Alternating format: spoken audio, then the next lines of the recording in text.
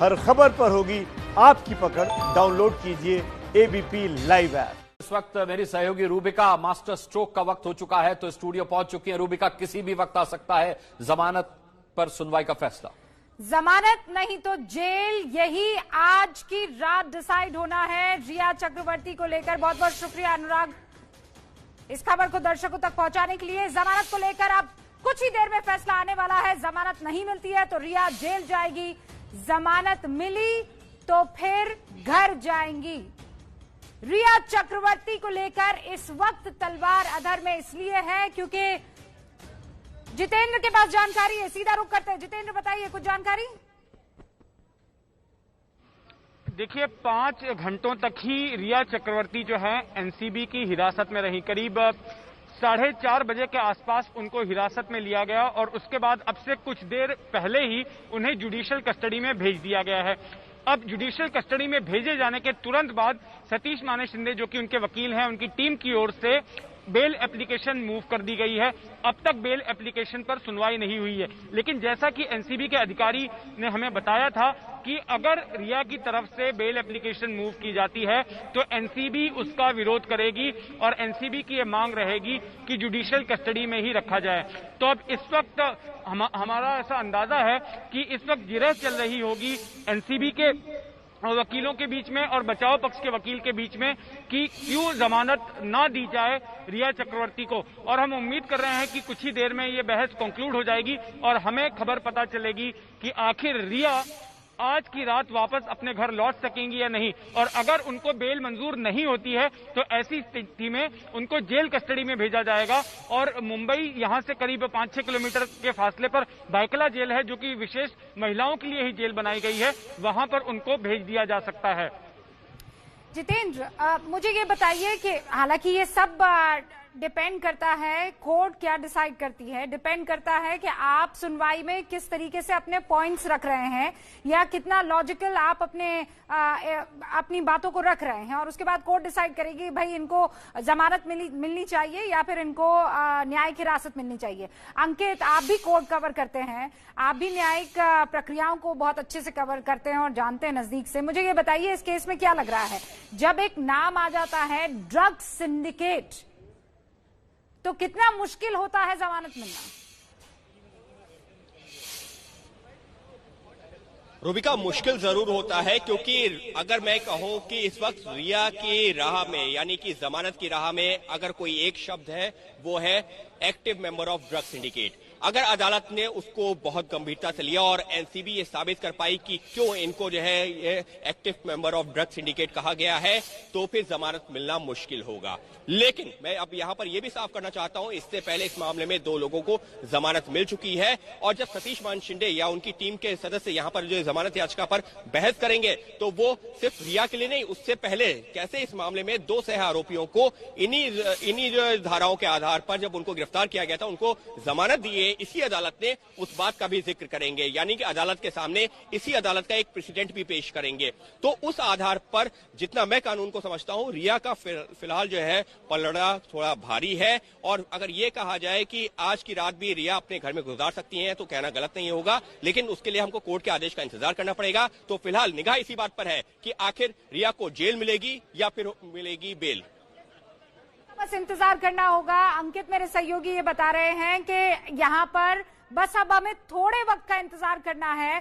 Court की तरफ से उनको जुडिशियल कस्टडी में जेल भेजा जाता है या फिर उनको जमानत मिल जाती है, इस पर फैसला आपसे कुछ ही देर में आने वाला है। लेकिन कोर्ट ने रिया को न्यायिक हिरासत में भेज दिया है, ये क्लियर है, 14 दिन की न्यायिक हिरासत। अब बेल के लिए पेपर्स सतीश मान शिंदे, जो कि वकील हैं रिया चक्रवर्ती के, उनकी तरफ से रखे गए हैं। अब वहां दलीलें भी दी जा चुकी है। बस कुछ देर का, अब मुझे ये बताइए अंकित, ये जो कुछ देर का वक्त हम ये कह रहे हैं, इस कुछ देर में क्या लिखा जा रहा है? क्योंकि ऑनलाइन अभी तो सुनवाई हो रही है, तो क्या लिखकर ये कहा जाएगा या बता दिया जाएगा, कैसे होगा?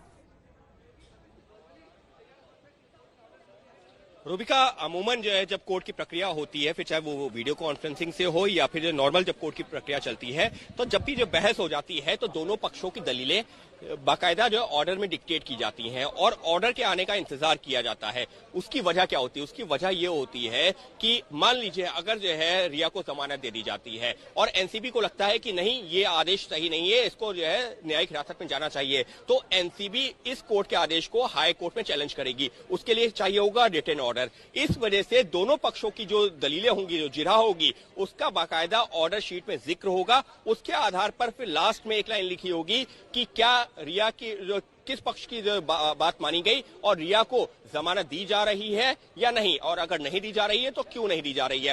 प्रॉपर डिटेल जो है दोनों आर्गुमेंट के साथ में एक रीजनिंग होगा कि दी गई तो क्यों और नहीं दी गई तो क्यों, और इस वजह से थोड़ा सा वक्त लगता है आर्गुमेंट कंप्लीट होने के बाद भी, क्योंकि ऑर्डर डिक्टेट होता है, ऑर्डर टाइप होता है, उसके बाद में ऑर्डर प्रोनाउंस होता है जनरल केसेस में। लेकिन कभी कभी ऐसा भी होता है जब अदालत दोनों पक्षों की दलील सुनने के बाद में इमीडिएट ऑर्डर दे देती है और ये कहती है कि ठीक है, अब आप लोग इंतजार कीजिए, कुछ देर में आपको हार्ड कॉपी भी मिल जाएगी। तो अब यहाँ अदालत क्या तय करती है अभी कह नहीं सकते, क्योंकि मामले की जो सुनवाई वीडियो गणेश ठाकुर भी हमारे सहयोगी जुड़ चुके हैं, जरा उनके पास चलते हैं क्योंकि कोई बड़ी खबर हो सकती है। गणेश, क्या डिटेल्स है आपके पास? गणेश, मेरी आवाज पहुंच रही है आप तक? जी रूबिका जी, अपना सवाल दोहराइए प्लीज। मैं ये कह रही हूँ, क्या खबर है आपके पास? कोई अपडेट है जो शेयर करना चाह रहे हैं आप? जी देखिए, एनसीबी ने जो कस्टडी नहीं ली है उसके पीछे का एक बड़ा वजह यह है कि एनसीबी भविष्य में बॉलीवुड और ड्रग नेक्सस सामने लाना चाहती है। इसीलिए रिया की कस्टडी वो अभी एग्जॉस्ट करना नहीं चाहती है। 3 दिन 67C के तहत उनका बयान लिया गया है और जो उनको इस केस के लिए चाहिए वो उनको रिया से मिल चुका है और आगे भी वो सहयोग करने वाली है। लेकिन भविष्य में जब ये नेक्सस सामने आएगा, कुछ कलाकारों के नाम, जो टैबलेट उनके पास मिला है, उनसे कुछ वीडियो फोटोग्राफ बरामद किए हैं, एनसीबी आगे जाने की कोशिश कर रही है और उस समय रिया की कस्टोडियल इंट्रोगेशन की जरूरत होगी। इसलिए आज उनकी कस्टडी नहीं ली है। जब आगे कुछ लिंकेजेस सामने आएंगे, नए नाम सामने आएंगे, रिया को वापस कस्टडी में लेकर उनसे पूछताछ करने की कोशिश या स्ट्रैटेजी एनसीबी ने की है। इसीलिए अभी के लिए रिमांड वो एग्जॉस्ट करना नहीं चाहते हैं, इसलिए उन्होंने रिमांड नहीं मांगी है और जुडिशियल कस्टडी की मांग उन्होंने की। यानी भविष्य की तैयारी के साथ स्ट्रैटेजी के लिए रिया का रिमांड आज नहीं लिया गया है, ऐसा एनसीबी सूत्रों ने हमें बताया है। ओके, जितेंद्र भी हमारे साथ है। जितेंद्र, मुझे ये बताइए, इनकेस जमानत मिल जाती है रिया चक्रवर्ती को, तो क्या उसके बाद भी एनसीबी पूछताछ के लिए बुला सकती है, या जमानत मिल गई तो जब तक कोई अगला बड़ा पड़ाव नहीं आ जाता, कोई साक्ष्य नहीं आ जाता, तब तक रिया चक्रवर्ती को नहीं बुलाया जाएगा पूछताछ के लिए? देखिए, जमानत मिलने के बाद में भी पूछताछ के लिए बुलाया जा सकता है और हो सकता है कि जो जमानत अगर मिलती है और तो ऑर्डर में भी ये बात लिखी जा सकती है खुद जज की ओर से कि आपको जमानत दी जा रही है, लेकिन जब भी जांच एजेंसी आपको बुलाएगी तो आपको उनके साथ सहयोग करना है, उनके सामने हाजिर होना है। आमतौर पर जब भी इस तरह से आरोपियों को जमानत मिलती है तो ये बात भी रखी जाती है और इस मामले में भी ऐसा ही है। और चूंकि वकील जो हैं रिया चक्रवर्ती के कई बार इस बात को अंडरलाइन कर चुके हैं कि रिया ने हमेशा जांच एजेंसियों से कोऑपरेट किया है, सहयोग किया है। अभी एनसीबी ने 3 बार बुलाया, 3 बार एनसीबी के सामने हाजिर हुई। इसके पहले सीबीआई ने बुलाया था, सीबीआई के सामने हाजिर हुई। उसके पहले एनफोर्समेंट डायरेक्टरेट ने बुलाया था, एनफोर्समेंट डायरेक्टरेट के सामने हाजिर हुई। उससे पहले मुंबई पुलिस ने बुलाया था, मुंबई पुलिस के सामने हाजिर हुई। किसी से भी बचने की कोशिश नहीं की गई। जब भी उनको सम्मन किया गया वो वहां पर पहुंची, घंटों तक उनसे पूछताछ हुई और उन्होंने सहयोग किया। तो ये बात रिया चक्रवर्ती के पक्ष में जाती है। और गणेश ठाकुर और अंकित, आप तीनों मुझे बस एक एक करके ये बात समझा दीजिए।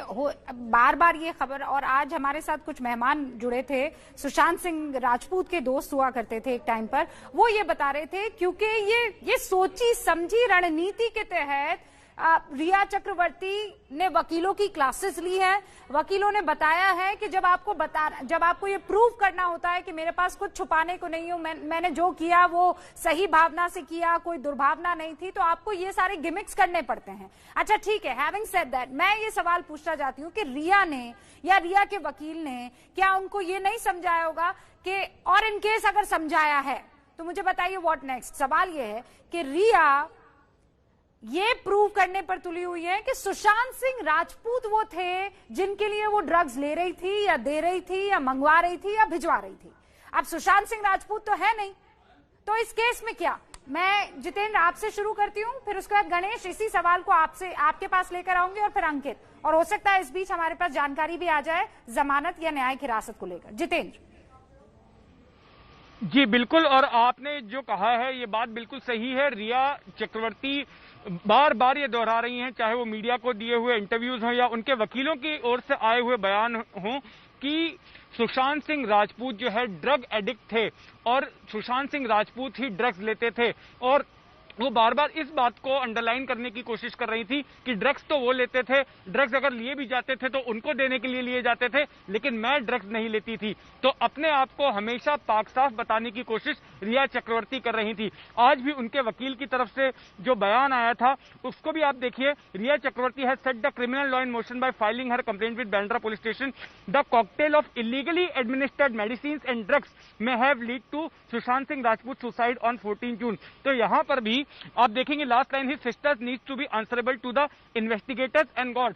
यहाँ पर भी सुशांत की मौत के लिए उन्होंने सुशांत की बहनों को जिम्मेदार ठहराया है कि किस तरह से गैरकानूनी तरीके से प्रिस्क्रिप्शन लेकर उन्होंने दवा दी और दोनों का एक तरह से कॉकटेल हुआ। सुशांत सिंह खुद जो है नशीले पदार्थ लेते थे और साथ में इन दवाओं का कॉकटेल हुआ और जिसकी वजह से उनकी मृत्यु हो गई। हाँ जितेंद्र, तो सवाल ये, गणेश आप अगर चाहें तो इसका जवाब दें। सवाल ये है कि मान लीजिए ये सब के सब जो पकड़े गए, 10 गिरफ्तारियां अब तक हुई है, ये सब के सब ये सेटिंग कर लें कि हम ये बताएंगे कि हम जो कुछ कर रहे थे वो सुशांत के लिए कर रहे थे। भाई अब सुशांत तो लौट कर आने वाले नहीं है, बताने वाले नहीं है कि मैं था कि नहीं था, तो फिर इस केस में वो केस कहां जाकर अटक जाता है? जी आप बिल्कुल सही कह रहे रूबिका, और ये बहुत दुर्भाग्यपूर्ण भी है कि जिस व्यक्ति को आप बेइंतहा प्यार करने का दावा करती हैं, उस व्यक्ति के गुजर जाने के बाद आप जाके ये कहते कि मैंने तो कुछ नहीं किया, जो भी किया सुशांत ने किया, और सुशांत का एक काला चेहरा सबके सामने लाने की कोशिश करती है। तो ये वाकई में प्यार है यानी एक सबसे बड़ा सवाल है, और ये सब स्ट्रैटेजी के लिए किया जाता है। वकीलों ने उन्हें बताया है कि एनडीपीएस एक्ट में किसी भी आरोपी के कस्टडी में ड्रग्स होने चाहिए या उनके खून में या सैंपल्स में ड्रग्स आने चाहिए, तभी एक फिट केस बनता है। ऐसा इस केस में हो सकता नहीं है क्योंकि 48 घंटे के बाद अगर टेस्ट करते हैं तो वो आता नहीं। तो ये बहुत पुरानी बात है। तो स्ट्रैटेजिकली उनको कहा गया कि आप ये क्लेम कीजिए कि सुशांत ही सब करता था, हमने कुछ नहीं किया, और वही वो क्लेम कर रही हैं क्योंकि इलेक्ट्रॉनिक एविडेंस हो या किसी आरोपी या किसी विटनेस का स्टेटमेंट एनडीपीएस एक्ट के इन केसेस में आरोपी के खिलाफ एक वाटर टाइट केस बनाने में मदद नहीं करता। अदालत में उसका फायदा वो लेते ही है और यही फायदा यहाँ उठाने की कोशिश चल रही है।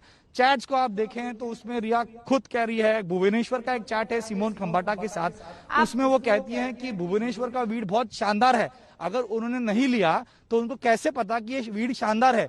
एक चैट में गौरव आर्या के साथ कहती है कि मैंने एमडीए में कभी एक बार ट्राई किया था। तो आप ये कह रही है ना, आपके फोन को क्लोन करके सर्कमस्टेंशियल एविडेंस पर्याप्त होंगे रिया चक्रवर्ती को घेरने के लिए। वो चाहे कितनी मर्तबा कह दे कि नहीं ये तो सुशांत सिंह राजपूत थे जिनकी वजह से मैं सब कुछ कर रही थी।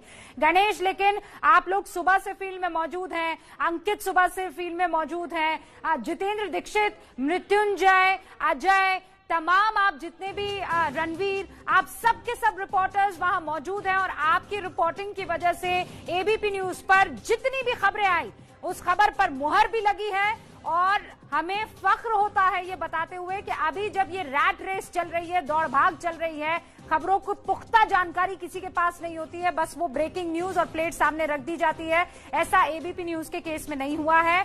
हमने ठोक बजाकर जो भी खबर आप तक पहुंचाई है वो सबसे पहले पहुंचाई और रिया की गिरफ्तारी होगी ये पहली खबर थी। हमने फर्स्ट ऑन एबीपी न्यूज आपके पास पहुंचाई, वो खबर सही साबित हुई और पहले आप तक पहुंचाई। कोरोना रिपोर्ट जो है वो नेगेटिव आई है रिया चक्रवर्ती की। वो जब वहां सायन अस्पताल में मौजूद थी, लोग उनका पीछा ही कर रहे थे कि हमारे रिपोर्टर ने आप तक ये खबर पहुंचा दी कि कोरोना रिपोर्ट रिया चक्रवर्ती की नेगेटिव है। इस खबर पर भी मुहर लगी और इसीलिए हम कह रहे हैं, ये नीचे आप देख रहे हैं ना, फर्स्ट ऑन एबीपी न्यूज।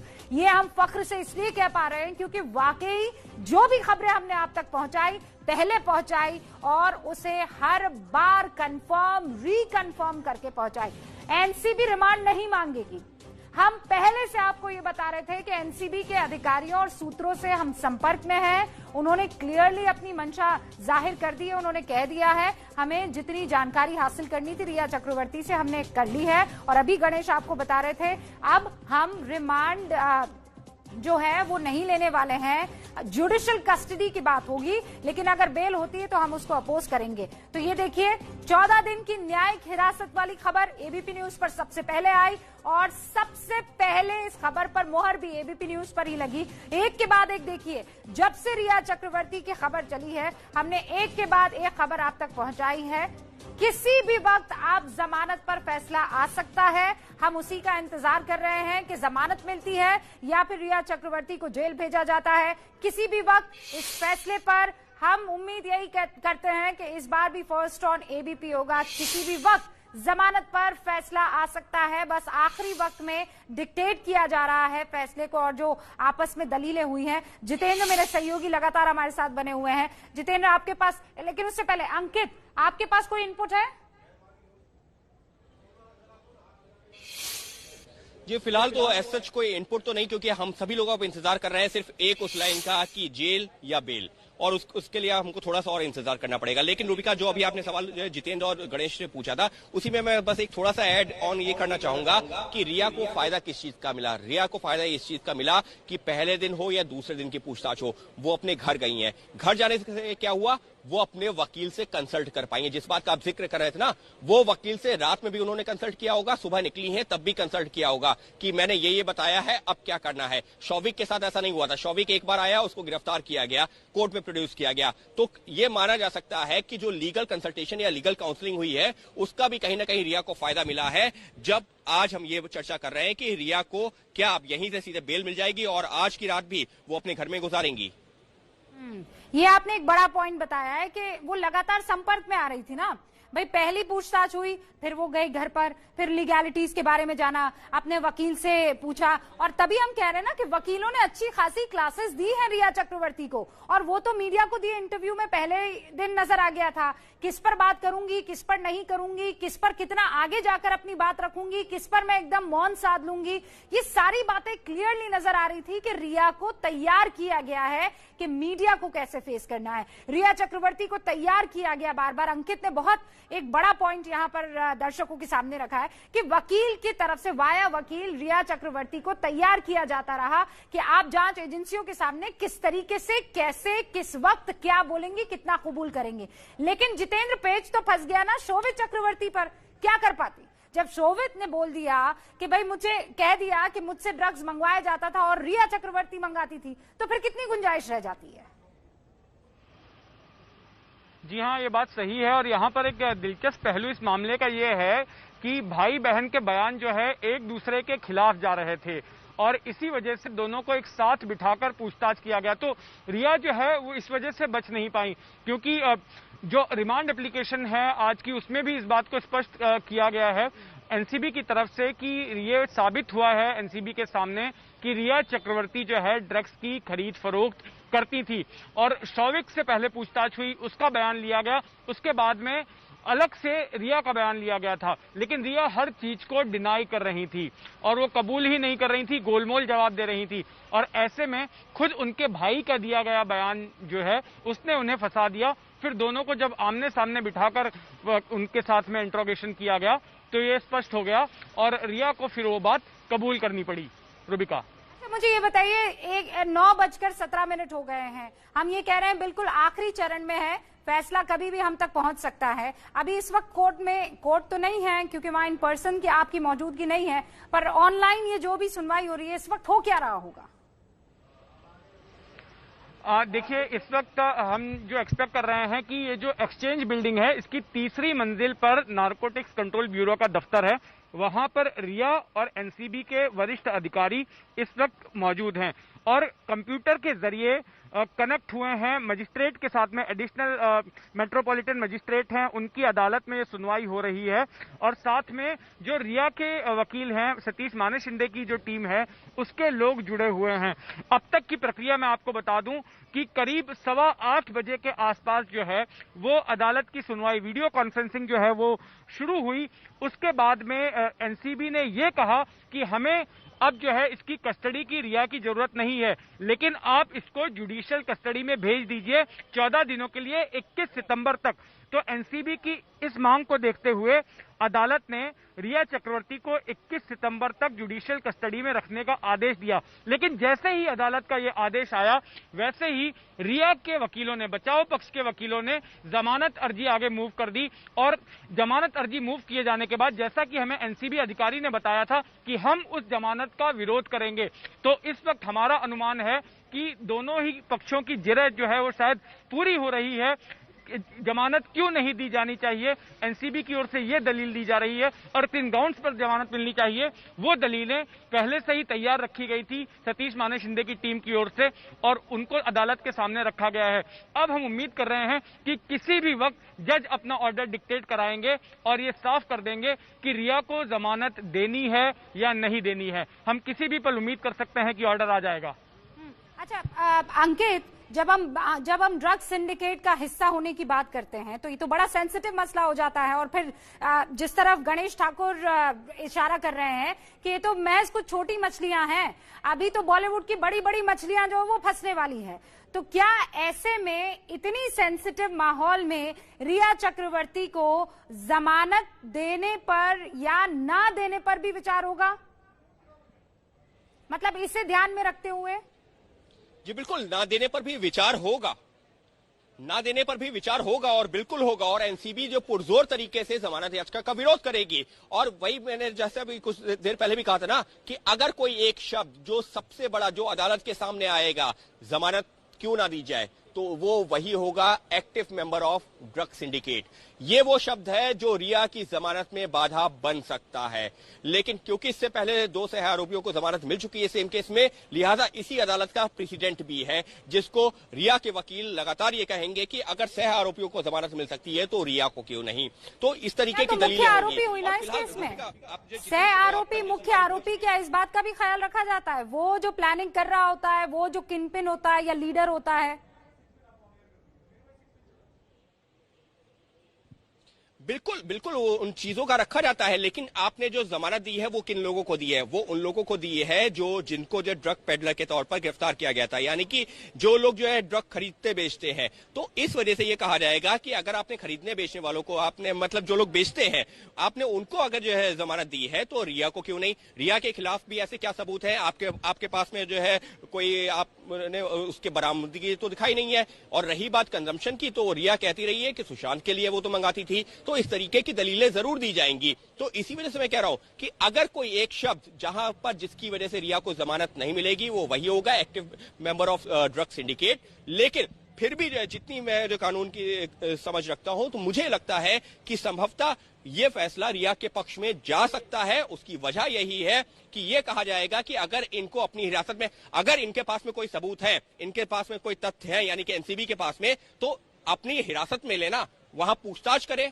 तो फिर आप जेल में क्यों रखना चाहते हैं? अगर आपको इस सिंडिकेट को और बड़ा खोलना है, अगर आपको इस सिंडिकेट के और अंदर जाना है, एक्सपोज करना है, तो रिया को आप अपनी हिरासत में रख के पूछताछ कीजिए और आगे बढ़िए। अगर आप ये मान रहे हैं कि नहीं इसको जेल भेज दो, इसका मतलब आप ये कह रहे हैं कि रिया के पास आपको और कोई जानकारी फिलहाल नहीं है और इसकी कस्टडी नहीं चाहिए। तो अगर रिया के पास एनसीबी की तरफ से ये इशारा किया जा रहा है कि और कोई फिलहाल जानकारी नहीं है और जरूरत पड़ने पर इसको बाद में बुलाया जाएगा, तो आखिर जेल में क्यों रखना? जब बुलाना हो बुला लीजिएगा, तब तक आप इसको जमानत दे दीजिए। इस तरीके की दलीलें दी जा रही हैं रिया चक्रवर्ती के वकील। जब हमारे साथ शाम को आभा सिंह जो वरिष्ठ वकील है वो जुड़ी थी, वो इसी प्रकार की दलीलें जो है वो दे रही थी कि बताइए अगर आपको जुडिशियल कस्टडी में ही रखना है तो फिर रिया को जमानत क्यों ना दे दी जाए। गणेश के पास चलते हैं, उनके पास कोई जानकारी है।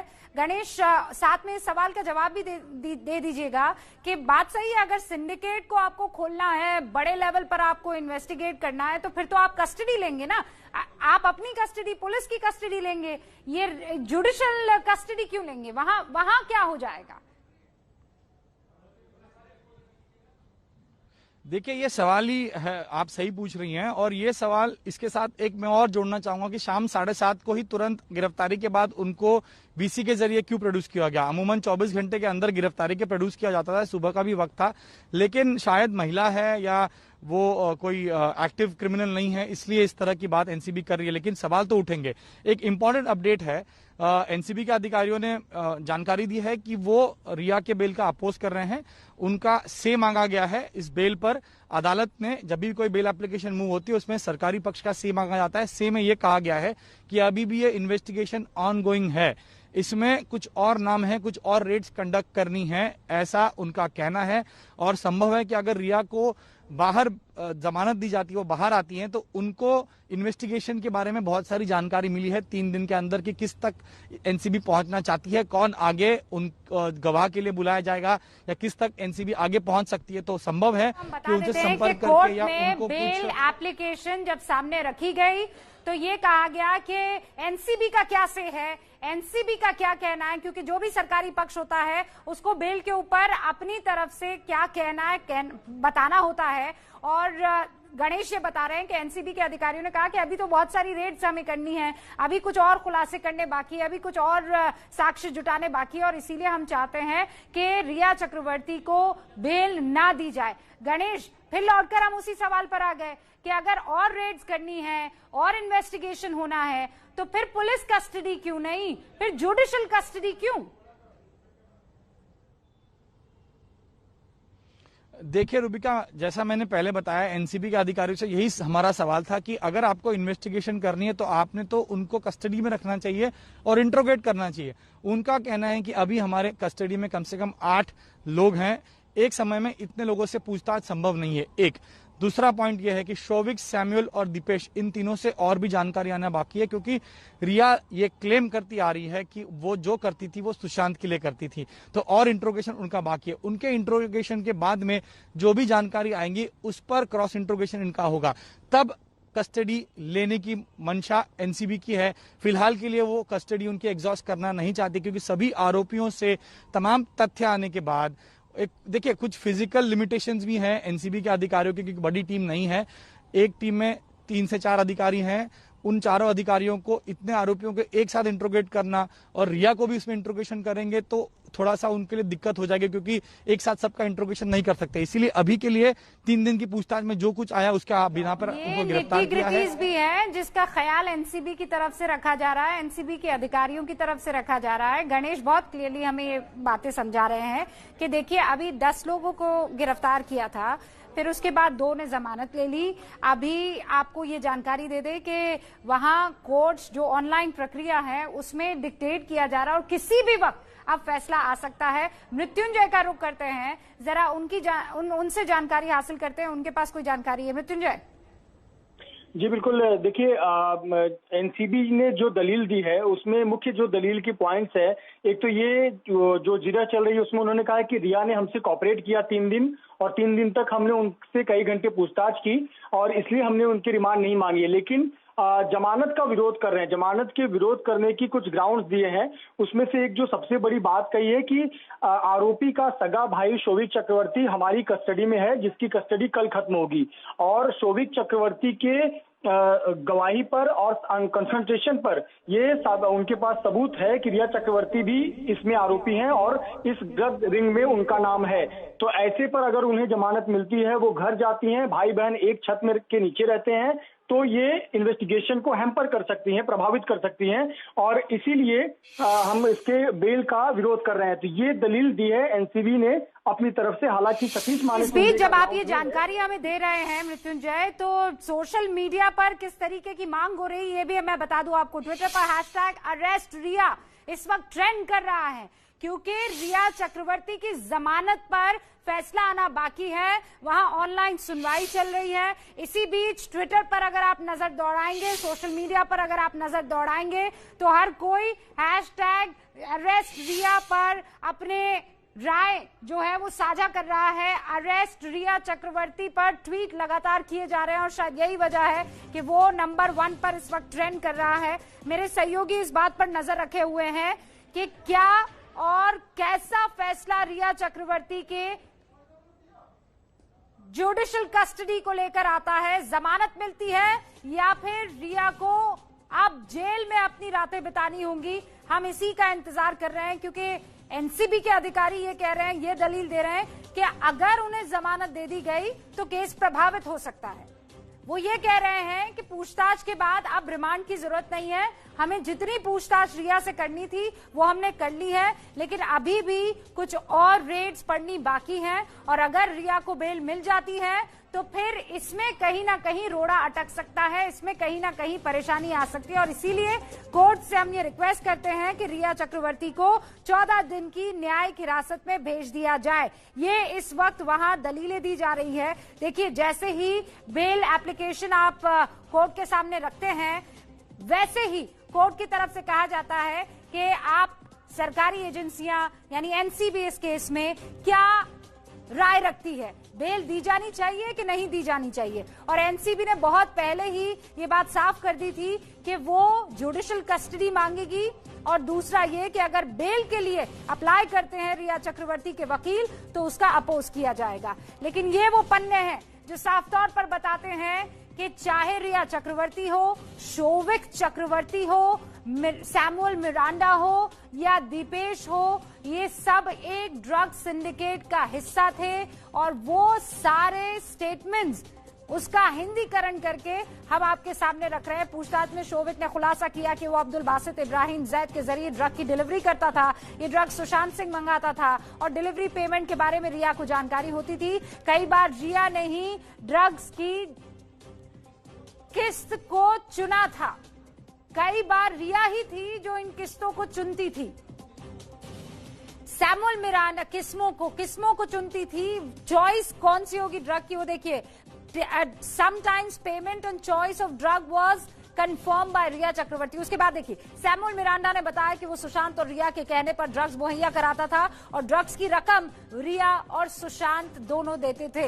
लेकिन अब तक के जो स्टेटमेंट्स आए उसमें क्लियर है, रिया जो है वो सुशांत सिंह राजपूत के अकाउंट्स का, उनके डेबिट और क्रेडिट कार्ड का इस्तेमाल किया करती थी इन सारी पेमेंट्स के लिए। दीपेश ने बताया कि वो सुशांत के कहने पर ड्रग्स मंगाता था, कई बार रिया के कहने पर भी ड्रग्स मंगवाई है। ड्रग्स की रकम सुशांत और रिया चक्रवर्ती दोनों चुकाते थे। सुशांत के लिए दीपेश ड्रग्स सैमुअल मिरांडा के साथ मंगाता था। सुशांत के लिए दीपेश जो है वो ड्रग्स मंगाता था, लेकिन उसमें इस्तेमाल वो सैमुअल मिरांडा का करता था। अच्छा, ये दीपेश वही शख्स है जिसने कुछ टाइम तक सुशांत के साथ काम किया, फिर वो चला गया, फिर दोबारा उसे बुलाया गया और तब उसने देखा कि सुशांत सिंह राजपूत जो है वो ये बकौल दीपेश जो है वो मैं आपको बता रही हूँ कि बाद में मैंने देखा कि सुशांत सिंह राजपूत जो है वो ड्रग्स का इस्तेमाल करते थे।